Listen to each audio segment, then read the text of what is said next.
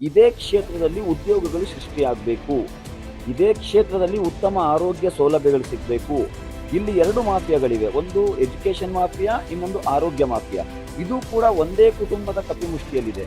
ಅಫ್ಸರ್ ಕೊಡ್ಲಿಪೇಟೆ ಒಂದು ಬಡ ರೈತ ಕುಟುಂಬದಿಂದ ಬಂದಂತಹ ಒಬ್ಬ ಹೋರಾಟಗಾರನಾದ ಕಾರಣ ಬಡವರ ಸಮಸ್ಯೆ ಏನಂತ ನನಗೆ ಗೊತ್ತುಂಟು.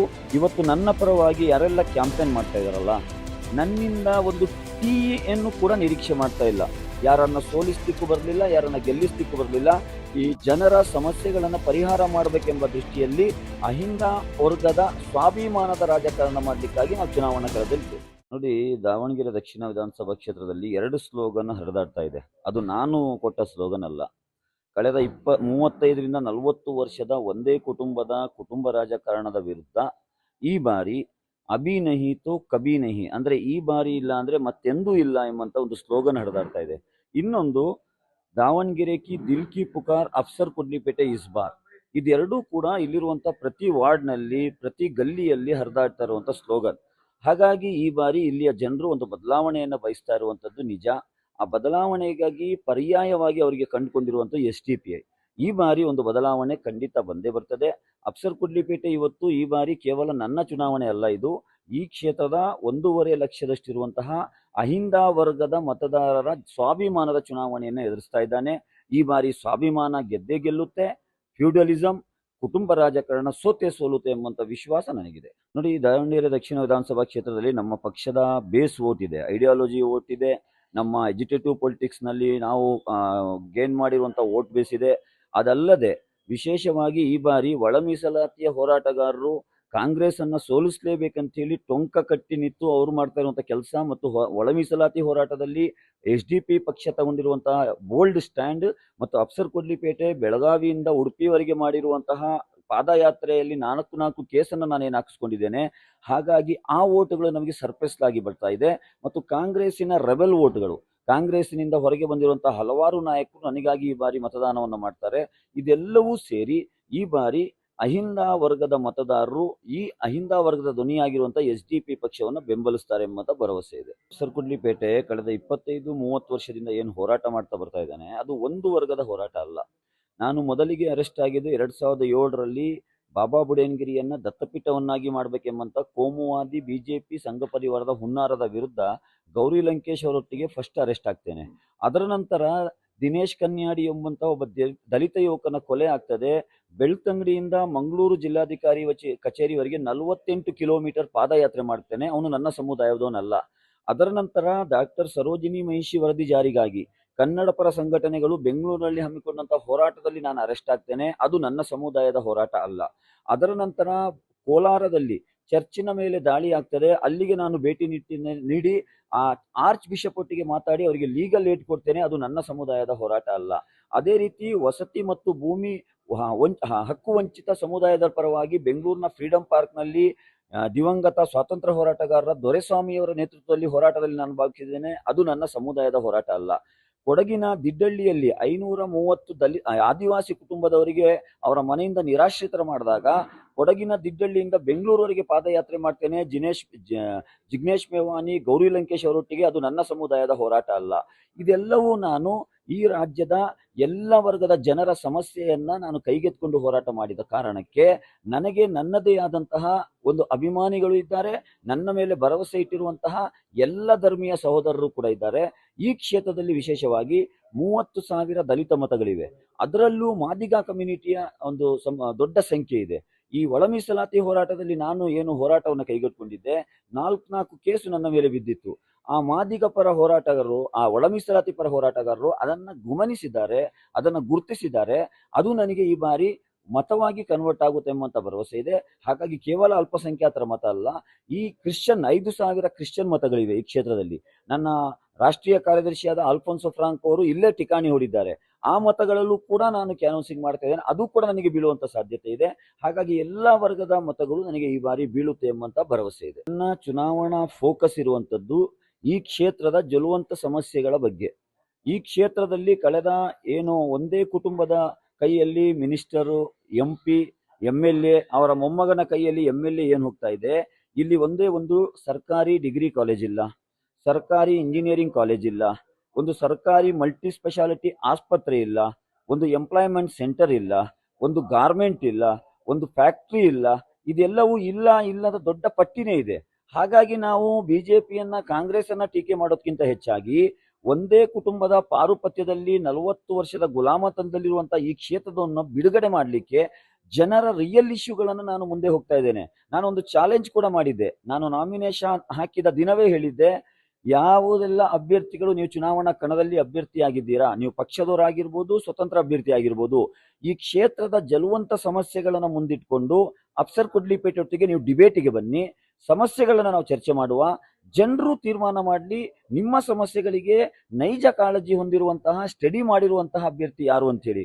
ನಾನು ಕಾಯ್ತಾ ಇದ್ದೇನೆ. ಇದುವರೆಗೆ ಅಂತ ವಾತಾವರಣ ಇಲ್ಲಿ ನಿರ್ಮಾಣ ಆಗಿಲ್ಲ. ಹಾಗಾಗಿ ನಾವು ಯಾರನ್ನ ಟೀಕೆ ಮಾಡಲಿಕ್ಕೆ ಚುನಾವಣೆಗೆ ಬರಲಿಲ್ಲ, ಯಾರನ್ನ ಸೋಲಿಸ್ಲಿಕ್ಕೂ ಬರಲಿಲ್ಲ, ಯಾರನ್ನ ಗೆಲ್ಲಿಸ್ಲಿಕ್ಕೂ ಬರಲಿಲ್ಲ. ಈ ಜನರ ಸಮಸ್ಯೆಗಳನ್ನ ಪರಿಹಾರ ಮಾಡಬೇಕೆಂಬ ದೃಷ್ಟಿಯಲ್ಲಿ ಅಹಿಂದ ವರ್ಗದ ಸ್ವಾಭಿಮಾನದ ರಾಜಕಾರಣ ಮಾಡಲಿಕ್ಕಾಗಿ ನಾವು ಚುನಾವಣಾ ಕಣದಲ್ಲಿದ್ದೇವೆ. ನನ್ನ ಪ್ರಪ್ರಥಮ ಆದ್ಯತೆ ದಾವಣಗೆರೆ ದಕ್ಷಿಣ ವಿಧಾನಸಭಾ ಕ್ಷೇತ್ರದಲ್ಲಿ 18ರಿಂದ 35 ವರ್ಷದ ವಯಸ್ಸಿನ ಅಂದ್ರೆ ಟೀನೇಜರ್ ಇರುವಂತಹ 1,35,000 ಮತದಾರರಿದ್ದಾರೆ. ಅವರೆಲ್ಲರೂ ಕೂಡ ಉದ್ಯೋಗವನ್ನ ಅರಿಸಿ ಆರೋಗ್ಯದ ದೃಷ್ಟಿಯಿಂದ ಬೇರೆ ಬೇರೆ ದೃಷ್ಟಿಯಿಂದ ಇವತ್ತು ಇಲ್ಲಿಂದ ವಲಸೆ ಹೋಗಿದ್ದಾರೆ. ಬೆಂಗಳೂರು, ಮಂಗಳೂರು, ತುಮಕೂರು, ಬೇರೆ ಬೇರೆ ಪ್ರದೇಶದಲ್ಲಿದ್ದಾರೆ. ಅವರೆಲ್ಲರಿಗೂ ನಾನು ಕೊಡುವಂತ ಭರವಸೆ ಏನಂದ್ರೆ, ನನ್ನ ಪ್ರಥಮ ಆದ್ಯತೆ ಇದೇ ಕ್ಷೇತ್ರದಲ್ಲಿ ಉದ್ಯೋಗಗಳು ಸೃಷ್ಟಿಯಾಗಬೇಕು, ಇದೇ ಕ್ಷೇತ್ರದಲ್ಲಿ ಉತ್ತಮ ಆರೋಗ್ಯ ಸೌಲಭ್ಯಗಳು ಸಿಗಬೇಕು. ಇಲ್ಲಿ 2 ಮಾಫಿಯಾಗಳಿವೆ, ಒಂದು ಎಜುಕೇಶನ್ ಮಾಫಿಯಾ, ಇನ್ನೊಂದು ಆರೋಗ್ಯ ಮಾಫಿಯಾ. ಇದು ಕೂಡ ಒಂದೇ ಕುಟುಂಬದ ಕಪಿಮುಷ್ಟಿಯಲ್ಲಿದೆ. ತಿಂಗಳಿಗೆ 40ರಿಂದ 50 ಹೆರಿಗೆಗಳಾಗ್ತವೆ. ಆ ಹೆರಿಗೆಗಳನ್ನ ಇಲ್ಲಿಯ ಹಾಸ್ಪಿಟಲ್ನಲ್ಲಿ ಒಂದು ಮಲ್ಟಿ ಸ್ಪೆಷಾಲಿಟಿ ಹಾಸ್ಪಿಟಲ್ ಇಲ್ಲದ ಕಾರಣ ಪ್ರೈವೇಟ್ ಹಾಸ್ಪಿಟಲ್ಗೆ ರೆಫರ್ ಮಾಡ್ತಾರೆ. ಒಂದು ಸಿಸರಿನ್ ಡೆಲಿವರಿಗೆ 30ರಿಂದ 40 ಸಾವಿರ ರೂಪಾಯಿ ಕೊಡಬೇಕು. ಒಬ್ಬ ಬಡ ಮಧ್ಯಮ ಕುಟುಂಬದಿಂದ ಬಂದವನು ಒಂದು ವರ್ಷದಲ್ಲಿ ಅಷ್ಟು ಬ್ಯಾಂಕ್ ಬ್ಯಾಲೆನ್ಸ್ ಇರಲ್ಲ. ಹಾಗಾಗಿ ಇಲ್ಲೇ ಮಲ್ಟಿ ಸ್ಪೆಷಾಲಿಟಿ ಹಾಸ್ಪಿಟಲ್ ಆಗಬೇಕು, full pledge lady specialist doctor ಇರಬೇಕು, ಸ್ಕ್ಯಾನಿಂಗ್ ಇರಬೇಕು, ಗೈನಾಕಾಲಜಿಸ್ಟ್ ಇರಬೇಕು. ಇದೆಲ್ಲವೂ ನನ್ನ ಕನಸು. ಇದೆಲ್ಲವೂ ಇದೇ ಕ್ಷೇತ್ರಕ್ಕೆ ತಂದಾಗ ಇಲ್ಲಿ ಅಭಿವೃದ್ಧಿ ಆಗುತ್ತೆ. ಇಲ್ಲಿ ನಾರ್ತ್ ಮತ್ತು ಸೌತ್ ಅಲ್ಲಿ ದೊಡ್ಡ ಡಿಫರೆನ್ಸಸ್ ಇದೆ ಅಭಿವೃದ್ಧಿಯಲ್ಲಿ. ನಾರ್ತ್ ಅನ್ನ ನೀವು ಚೈನಾಗೆ ಹೋಲಿಸಬಹುದು, ಸೌತ್ ಅನ್ನ ಸೋಮಾಲಿಯಾಗೆ ಹೋಲಿಸಬಹುದು. ಇಲ್ಲಿ ಒಂದು ATMಗಳಿಲ್ಲ, ಒಂದು ಬ್ಯಾಂಕ್ಗಳಿಲ್ಲ. ಇದು ಯಾಕೆ ಈ ರೀತಿ ಆಗಿದೆ ಅಂದ್ರೆ, ಈ ಫ್ಯೂಡಲಿಸ್ಟ್ ಮನಸ್ಥಿತಿಯ ಜನರ ಕೈಗೆ ನೀವು ಅಧಿಕಾರ ಕೊಟ್ರೆ ಅವರು ಬಡವರ ಪರವಾಗಿ ಯಾವತ್ತು ಕಾಳಜಿ ವಹಿಸಲ್ಲ.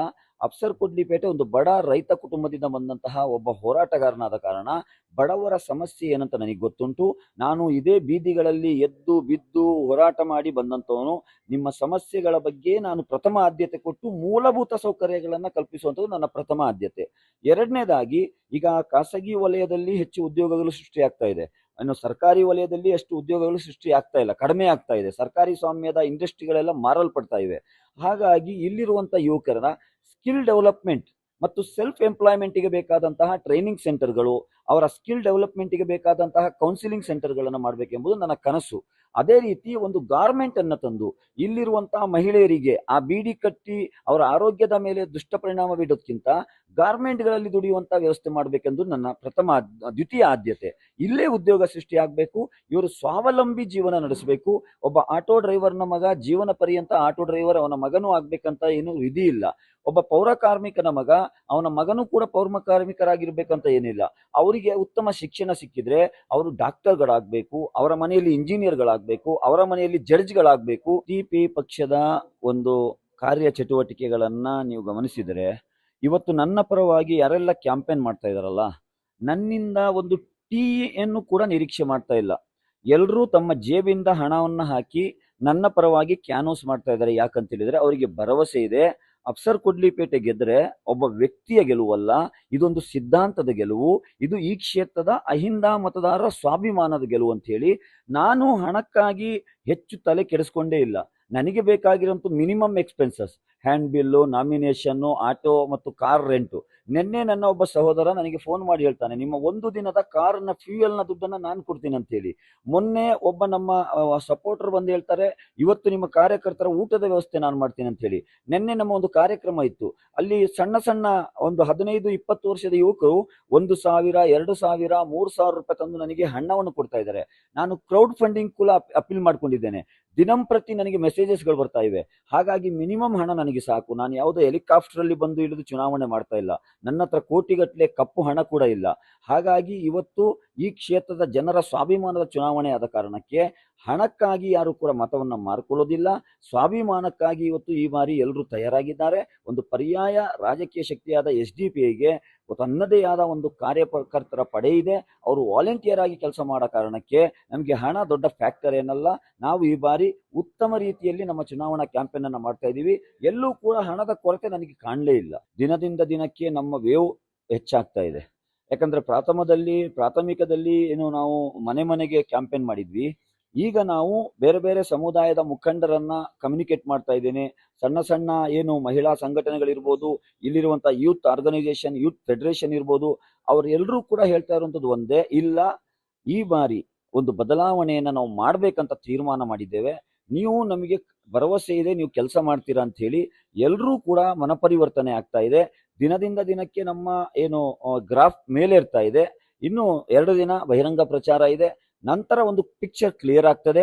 ಈಗಾಗಲೇ 3 ಸ್ವತಂತ್ರ ಅಭ್ಯರ್ಥಿಗಳು ನನ್ನ ಪರವಾಗಿ, ನನ್ನ ಬೆಂಬಲವಾಗಿ ಅವರ ಕ್ಯಾಂಪೇನ್ ಅನ್ನ ಸ್ಲೋ ಡೌನ್ ಮಾಡಿ ನನ್ನ ಪರವಾಗಿ ಕ್ಯಾಂಪೇನ್ ಮಾಡ್ತಾ ಇದ್ದಾರೆ. ಅದರಲ್ಲಿ ಪರ್ವೇಜ್ ಎಂಬುವಂತ ಒಬ್ಬ ನಮ್ಮ ವಿದ್ಯಾವಂತ ಯುವಕ, ಅವನಲ್ಲಿ ನಾನು ಕೇಳಿದೆ, ನೀವು ಕೂಡ ಸ್ವತಂತ್ರ ಅಭ್ಯರ್ಥಿ ಆಗಿದ್ರಿ, ಯಾಕೆ ನೀವು ನನ್ನ ಪರವಾಗಿ ಬರ್ತಾ ಇದ್ದೀರಾ, ಜನರಿಗೊಂದು ಮೆಸೇಜ್ ಕೊಡಿ ಅಂದಾಗ ಅವ್ರು ಹೇಳಿದ್ದು, ನಾನು ನಿತ್ತು ತಗೊಳ್ಳುವಂತ ಮತದ ಕಾರಣದಿಂದ ನ್ಯೂಸ್ ಸೋತ್ರೆ ನಾಳೆ ಇಲ್ಲಿಯ ಜನರು ನನಗೆ ಪ್ರಶ್ನೆ ಮಾಡ್ತಾರೆ. ನನಗೆ ಬೀಳ್ತಾ ಇದ್ದಂತ ಮತವನ್ನ ನಿಮಗೆ ಟ್ರಾನ್ಸ್ಫರ್ ಮಾಡಿದ್ರೆ, ನೀವು ವಿಧಾನಸಭೆಗೆ ಹೋದ್ರೆ ನನ್ನ ಇಶ್ಯೂಗಳನ್ನ ನೀವು ಅಲ್ಲಿ ಧ್ವನಿಯಾಗಿ ನನ್ನ ಮಾತಾಡ್ತೀರಾ ಎಂಬಂತ ಭರವಸೆ ನನಗಿದೆ.